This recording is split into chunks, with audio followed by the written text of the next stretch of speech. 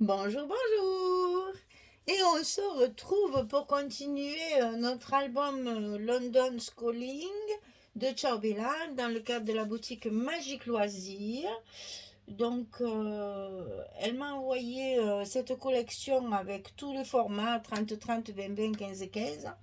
Donc, j'ai tout utilisé pour faire un album un peu déstructuré avec des pages un petit peu travaillées avec les bordures, etc., etc. Donc un petit peu plus de travail, c'est un peu plus long, mais le résultat est, moi j'aime bien, le résultat est quand même assez joli à l'œil. Donc j'espère que ça vous plaira. On va attaquer aujourd'hui la page numéro 4 sur le bloc numéro 2. Donc cette page numéro 4 va être composée de plusieurs choses et qu'il va falloir également coller dans le bon sens, hein. Chaque fois on a un sens de collage pour pouvoir arriver au résultat final. Donc ici on a tout d'abord directement sur le bloc, on a une pochette. Alors cette pochette elle fait 6,5 sur 22 et sur le côté 22 on va plier à 2 et à 20 et on obtiendra notre pochette pour mettre en bas de notre bloc directement sur le bas de la page. Donc toujours pareil, le scotch rouge 6 mm qui me sécurise ma fermeture de pochette, ce qui fait qu'on peut y mettre quelque chose d'assez épais, ça ne se décollera pas. Et ça, on le met bien le long de notre bloc. Alors ça, c'est pareil, ça se colle à mes doigts chaque fois. Fait l'électricité statique, ce scotch rouge, c'est une horreur. Donc, qui dit pochette, ben, dit forcément carte. Donc, il y a une carte de 16 sur 11 où j'ai utilisé les cartes qu'on a dans la collection 30-30 et également dans la collection A4. Donc là, on aura une pochette, une carte dans la pochette. Alors ensuite, un petit premier rabat ici à droite. Alors 10 cm sur 20 et sur le côté 10, on va plier à 7,5 et à 8, on a un petit gousset d'un demi-centimètre. Et ça, on va le mettre, on va le glisser dans l'enveloppe, comme ceci du côté droit. On y va. Ça fait la même hauteur, donc pas de calcul, pas de repère, c'est pas la peine. On est sur la même hauteur que le bloc, ça va tout seul. Alors ensuite à droite, on va mettre un rabat sur lequel j'ai fait ma découpe. Alors quand les découpes sont beaucoup plus longues que le die, il suffit quand vous enlevez votre die de tracer un trait droit qui part de la fin du die jusqu'au bout là comme ceci pour couper le papier ici qui n'est pas coupé avec le die. Bon, certes, il n'y a pas les petits points de couture, mais on peut toujours soit les dessiner, soit le laisser. Moi, je laisse tel quel parce que comme ça, on peut même arrondir là si on veut après, hein, comme j'ai fait sur l'enveloppe de la couverture, j'ai arrondi. Bon, là sur mes pages, je ne le fais pas parce que je ne l'ai pas fait au début, donc je ne le fais pas. Ça va venir se mettre comme ceci. Donc là, c'est pareil, ça va être glissé à l'intérieur de notre enveloppe du côté gauche. Alors, ici, ça fait 21 sur 20. Et sur le côté 21, on va plier à 18,5 et à 19. On a toujours nos 5 mm d'aisance. Et là, le 21, c'est bien à l'extérieur de ça. Je le répète à chaque fois, je sais, c'est un peu gonflant, mais on fait toujours des répétitions, mais c'est que vous... Oh là là, pour que vous compreniez bien que j'ai inclus ma découpe chaque fois dans mes dimensions. J'ai pas pris ma dimension ici, j'ai pris ma dimension ici sur le plus grand côté. Parce que si vous ne voulez pas faire ce genre de découpe, vous avez quand même un rabat qui est à 18,5, oui, qui est à 18,5 ici. Ici, vous avez le rabat pour pouvoir coller ici sur la fermeture. Si vous le mettez là, vous n'avez pas assez de recul pour mettre vos aimants en fin de fermeture après. Donc moi, je prends toujours la dimension au maximum. Donc ça, on le met à l'intérieur de notre enveloppe du côté gauche. Là, c'est pareil, ça fait exactement la même hauteur. Donc, pas besoin de rien marquer. Ça se fait tout seul. Et ça va venir comme ceci. Et là, on va faire comme sur la page numéro 1. C'est-à-dire que je vais coller ici mon petit papier là de décoration, mon petit papier imprimé. Et c'est ici qu'après, je vais coller des rabats. Par-dessus, qui vont s'ouvrir par-dessus. Alors, pour l'instant, je vais coller mon papier. Donc là, évidemment, sur les arrondis, il faut mettre de la colle. Parce que là, pour mettre du scotch en zigzag, c'est impossible. Ben, si on peut y arriver, mais il y aura toujours une partie qui ne sera pas bien collée. Alors moi, je préfère assurer et utiliser un peu de colle. Le papier est très fin, donc il se colle facilement, il n'y a pas de souci. C'est du papier 80 grammes là, de machine. Enfin, quoi il me semble qu'il est un peu plus épais. Elle a peut-être mis du 100 grammes pour m'imprimer ces feuilles là. Et donc là, eh bien, je place mon papier décoratif à sa place. C'est pas évident. Alors là, c'est pareil, normalement, les papiers imprimés comme ça, je les ancrais pas jusqu'à maintenant. Et là, comme c'est quand même un papier assez vintage, je les ai ancrés pour qu'ils gardent cet esprit un petit peu vintage, un peu ancien, un peu, voilà, que ça se marie bien avec mon papier. Donc ici, je vais avoir une page comme ceci. Donc, ici, par-dessus, je vais coller mes rabats.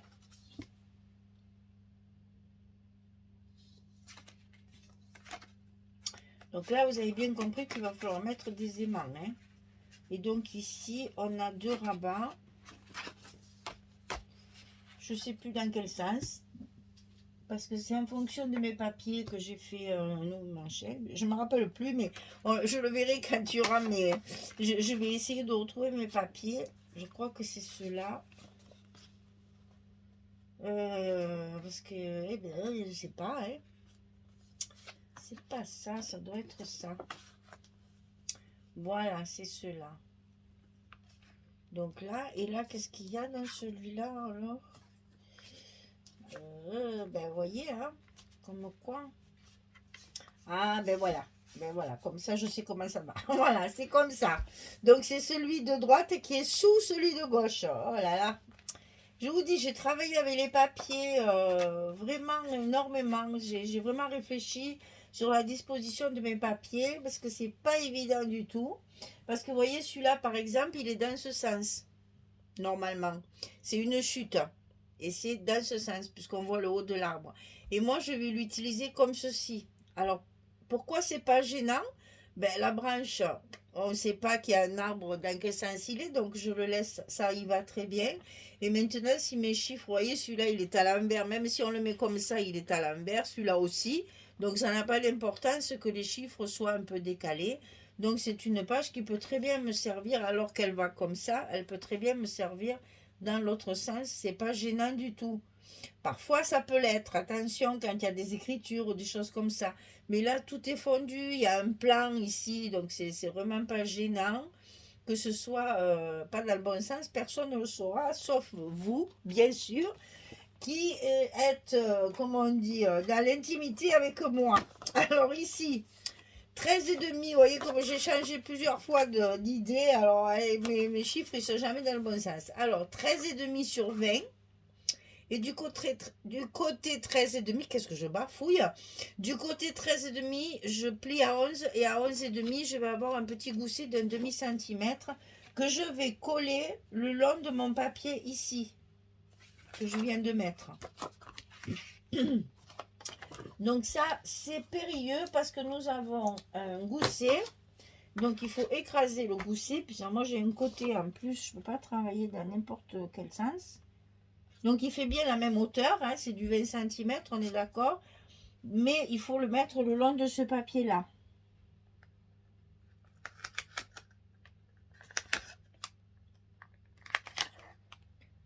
Donc on y va par petites touches pour être sûr de ne pas se tromper. On va remettre les choses à l'endroit quand même, sinon ça ne va pas le faire.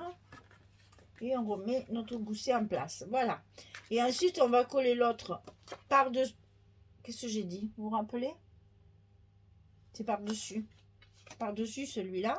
Directement sur le rabat ici. Hein, pareil. Hein. Donc, celui-ci, il n'y a pas de gousset. Donc, on fait 13 cm sur 20. Et sur le côté 13, on va plier à 11. Et justement, c'est comme ça qu'il va fermer l'autre. Alors là, c'est pareil.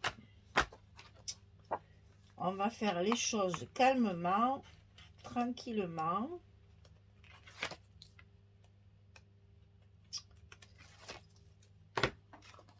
Parce que là, il faut suivre le gousset qui va s'écraser quand on va appuyer. Donc, c'est vraiment pas facile. Je reconnais, c'est pas un album pour les débutantes. Hein. Il faut quand même... Alors, on m'a demandé un album pour vraiment tout débutante. Alors, je vais chercher un papier pour pouvoir faire un album, mais vraiment débutante.